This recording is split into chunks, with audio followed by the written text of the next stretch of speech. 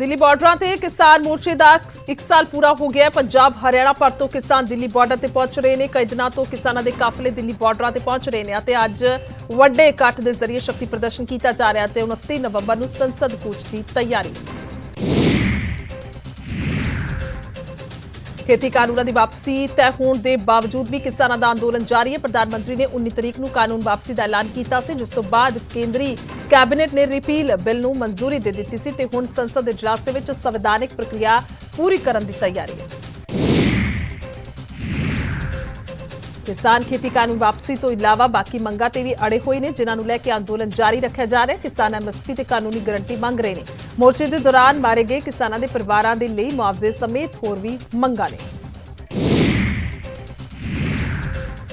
Delhi border से किसान वड्डी गिनती च पहुंचे हुए हैं और होर भी किसान पहुंच रहे हैं। इसनूं वेखदिआं पुलिस भी मुस्तैद बैरिकेडिंग कर चुकी है और जवानों की तैनाती दे विच वाधा कर दिता गया।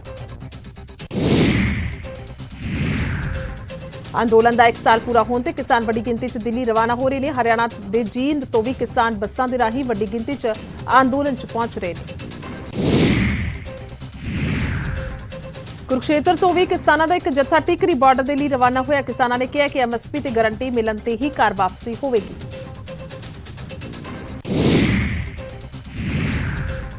संगरूर दे विच रेलवे स्टेशन तो भी किसानों का जत्था टिकरी बॉर्डर के लिए रवाना होया। पंजाब भर तो किसानों के जत्थे दिल्ली लिए रवाना हो रहे हैं। दिल्ली बॉर्डर के लिए किसानों के जत्थे पहुंचने लगातार जारी ने। सिरसा तो भी किसान काफिले के रूप में दिल्ली बॉर्डर से पहुंचे। किसान पूरे जोश के नाल नचदे टपदे रवाना हुए।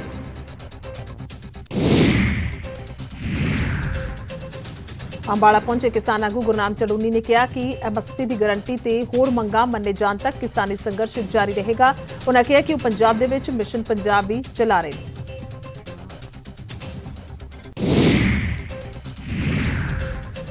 मोगा दे विच होई रैली के दौरान सिद्धू ने बेअदबी मुद्दे ते अपनी सरकार नूं घेरिया ते चेतावनी दी कि जे बेअदबी की रिपोर्ट ना खोली तो अपनी देह दाअ ते ला दिआंगे। सिद्धू ने कहा कि पंजाब ते 7 लाख करोड़ रुपए का कर्जा है। ऐलान तो वड्डे हुंदे ने पर कोई ये नहीं कहता कि पंजाब नूं कर्जा ही नहीं होण देंगे।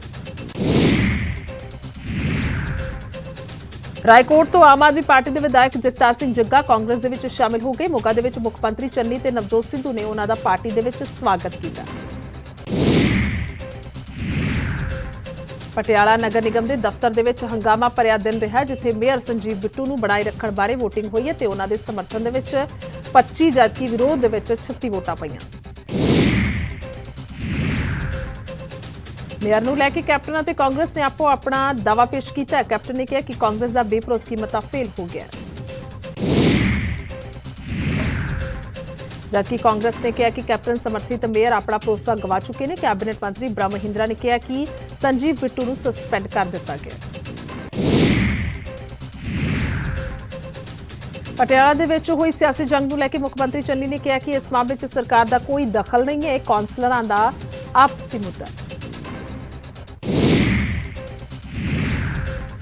29 नवंबर को पंजाब कैबिनेट की अहम मीटिंग होगी। शाम को होने वाले बैठक के कई मुद्दों पर विचार होणगियां ते कई फैसले पर मोहर लग सकती है।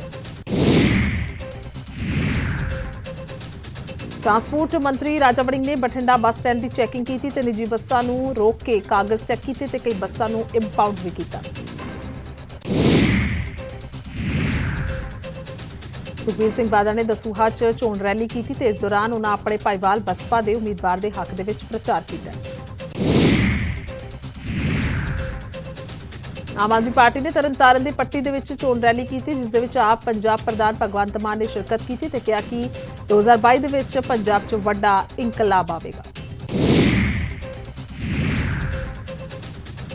आप सांसद भगवंत मान ने गुरदासपुर के हलका फतेहगढ़ चूड़ियां पहुंचे, जिथे उन्होंने नवजोत सिद्धू नूं निशाने ते लैंदे कहा कि सिद्धू मरण वरते बैठण दीआं गल्लां इसलिए करदे ने क्योंकि कांग्रेस कोल विखाउण दे लई कुछ नहीं है। दिल्ली के उप मुख्यमंत्री मनीष सिसोदिया ने रोपड़ दे विच व्यापारियों के नाल मुलाकात की ते पंजाब सरकार ते व्यापारियों के लिए कुछ भी ना करन दा इल्जाम लगाया। अमृतसर दे विच आप आगू कंवर विजय प्रताप ने कहा कि सूबे च पार्टी की सरकार बनन ते केजरीवाल के वादे पूरे किए जाएंगे। उन्होंने कहा कि आम आदमी पार्टी पंजाब च भी उसी तरह बदलाव लियावेगी जिवें दा दिल्ली दे विच लिआंदा है। ਸਮਰਾਲਾ ਵੈਲਫੇਅਰ ਸੁਸਾਇਟੀ ਤੇ ਹੋਰ ਜਥੇਬੰਦੀਆਂ ਨੇ ਇਲਾਕੇ ਦੇ ਖਸਤਾ ਸੜਕਾਂ ਨੂੰ ਲੈ ਕੇ ਚੱਕਾ ਜਾਮ ਕੀਤਾ। ਸਥਾਨਕ ਲੋਕਾਂ ਦੇ ਮੁਤਾਬਿਕ ਇਹ ਸੜਕ ਪਿਛਲੇ ਕੁਝ ਸਾਲਾਂ ਤੋਂ ਖਸਤਾ ਹਾਲਤ ਦੇ ਵਿੱਚ ਪਈ ਹੈ ਤੇ ਸਰਕਾਰ ਇਸ ਵੱਲ ਕੋਈ ਧਿਆਨ ਨਹੀਂ ਦੇ ਰਹੀ। ਕੁਰੂਕਸ਼ੇਤਰ ਦੇ ਵਿੱਚ ਸਭਾ ਰਾਜਪੂਤਾਂ ਨੇ ਆਪਣੀਆਂ ਮੰਗਾਂ ਪੂਰੀਆਂ ਨਾ ਹੋਣ ਦੇ ਚੱਲਦੇ ਵਿਧਾਇਕ ਸੁਭਾਸ਼ ਸੁਦਾ ਦੇ ਖਿਲਾਫ ਸਰਕਿਟ ਹਾਊਸ ਦੇ ਬਾਹਰ ਧਰਨਾ ਦਿੱਤਾ। ਪ੍ਰਦਰਸ਼ਨਕਾਰੀ ਦੇ ਮੁਤਾਬਿਕ ਵਿਧਾਇਕ ਨੇ ਪਹਿਲਾਂ ਉਹਨਾਂ ਨੂੰ ਇਸ ਮੰਗ ਦਾ ਭਰੋਸਾ ਦਿੱਤਾ ਸੀ ਜੋ ਅਜੇ ਤੱਕ ਪੂਰੀ ਨਹੀਂ ਹੋਈ ਹੈ। ਚੰਡੀਗੜ੍ਹ ਮੋਹਾਲੀ ਬਾਰਡਰ ਤੇ ਪੰਜਾਬ ਕੰਪਿਊਟਰ ਟੀਚਰਾਂ ਨੇ ਜ਼ੋਰਦਾਰ ਪ੍ਰਦਰਸ਼ਨ ਕੀਤਾ ਤੇ ਟੀਚਰਾਂ ਨੂੰ ਰੋਕਣ ਲਈ ਪੁਲਿਸ ਨੇ ਪਾਣੀ ਦੀਆਂ ਬਛਾੜਾਂ ਵੀ ਮਾਰੀਆਂ। ਪ੍ਰਦਰਸ਼ਨਕਾਰੀ ਮੁੱਖ ਮੰਤਰੀ ਦੇ ਨਾਲ ਮੁਲਾਕਾਤ ਕਰਨ ਦੀ ਮੰਗ ਕਰ ਰਹੇ ਸਨ। ਜਲੰਧਰ 'ਚ ਬੀਐਡ ਟੈਟ ਪਾਸ ਬੇਰੁਜ਼ਗਾਰਾਂ ਨੇ ਸਿੱਖਿਆ ਮੰਤਰੀ ਪ੍ਰਗਟ ਸਿੰਘ ਦੇ ਘਰ 'ਚ ਵੜਨ ਦੀ ਕੋਸ਼ਿਸ਼ ਕੀਤੀ। ਪ੍ਰਦਰਸ਼ਨਕਾਰੀ ਲੁਕ ਛਿਪ ਕੇ ਵੜਨ ਦੀ ਕੋਸ਼ਿਸ਼ ਕਰ ਰਹੇ ਸਨ, ਜਿਸ ਦੌਰਾਨ ਹੰਗਾਮਾ ਹੋਇਆ ਤੇ ਸੁਰੱਖਿਆ ਕਰਮੀਆਂ ਨੇ ਉਹਨਾਂ ਨੂੰ ਹਟਾਇਆ। ਇਸ ਪ੍ਰਦਰਸ਼ਨ ਦੇ ਦੌਰਾਨ ਇੱਕ ਮਹਿਲਾ ਪੁਲਿਸ ਕਰਮਚਾਰੀ ਹੇਠਾਂ ਡਿੱਗ ਪਈ, ਜਿਸ ਤੋਂ ਬਾਅਦ ਗੁੱਸੇ ਦੇ ਵਿੱਚ ਆਈ ਮਹਿਲਾ ਕਰਮਚਾਰੀ ਨੇ ਪ੍ਰਦਰਸ਼ਨਕਾਰੀਆਂ ਤੇ ਡੰਡਾ ਚਲਾਇਆ। ਜਲੰਧਰ ਬੱਸ ਸਟੈਂਡ ਦੇ ਨੇੜੇ ਸ਼ਰਾਬ ਦੇ ਨਸ਼ੇ 'ਚ ਧੁੱਤ ਕੁਝ ਨੌਜਵਾਨਾਂ ਦੇ ਵਿਚਾਲੇ ਝਗੜਾ ਹੋ ਗਿਆ, ਜੋ ਇਸ ਦੌਰਾਨ ਗੋਲੀ ਵੀ ਚੱਲੀ ਹੈ, ਜਿਸ ਦੇ ਨਾਲ ਇੱਕ ਨੌਜਵਾਨ ਦੀ ਮੌਤ ਹੋ ਗਈ। ਮੁਲਜ਼ਮ ਫਰਾਰ ਦੱਸੇ ਜਾ ਰਹੇ ਨੇ।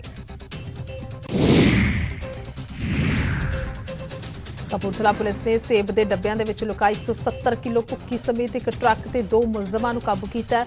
ਮੁਲਜ਼ਮਾਂ ਦੇ ਵੱਲੋਂ ਪੁੱਛਗਿੱਛ ਦੇ ਆਧਾਰ ਤੇ 3 ਹੋਰ ਮੁਲਜ਼ਮ ਨਾਮਜ਼ਦ ਕੀਤੇ ਗਏ ਨੇ।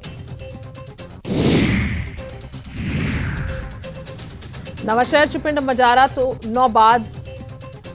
ਨੋ ਆਬਾਦ ਦੇ ਵਿੱਚ ਔਰਤ ਦਾ ਕਤਲ ਕਰਕੇ ਫਰਾਰ ਮੁਲਜ਼ਮ ਨੂੰ ਪੁਲਿਸ ਨੇ ਕੁਝ ਹੀ ਘੰਟਿਆਂ 'ਚ ਗ੍ਰਿਫਤਾਰ ਕੀਤਾ। ਦਰਅਸਲ ਮ੍ਰਿਤਕ ਜਸਵੀਰ ਕੌਰ ਕੁਝ ਦਿਨ ਪਹਿਲਾਂ ਲਾਪਤਾ ਹੋ ਗਈ ਸੀ, ਜਿਸ ਦੀ ਲਾਸ਼ ਪਿੰਡ ਦੇ ਇੱਕ ਖੂਹ ਦੇ ਕੋਲ ਪਈ ਮਿਲੀ ਸੀ।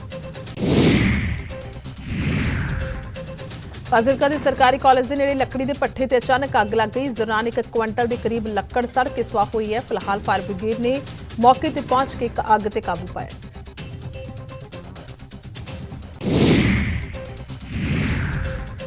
ਫਰੀਦਾਬਾਦ ਦੇ ਵਿੱਚ ਹੋਏ ਇੱਕ ਕਤਲ ਮਾਮਲੇ 'ਚ ਪੁਲਿਸ ਨੇ 2 ਮੁੱਖ ਮੁਲਜ਼ਮਾਂ ਨੂੰ ਕਾਬੂ ਕਰ ਲਿਆ। ਦੋਹਾਂ ਦੀ ਗ੍ਰਿਫਤਾਰੀ ਯੂਪੀ ਤੋਂ ਹੋਈ ਹੈ, ਜਿਨ੍ਹਾਂ ਦੇ ਕੋਲੋਂ 2 ਪਿਸਤੌਲਾਂ, 2 ਦਾ ਕਾਰਤੂਸ ਤੇ ਇੱਕ ਮੋਟਰਸਾਈਕਲ ਵੀ ਬਰਾਮਦ ਹੋਇਆ।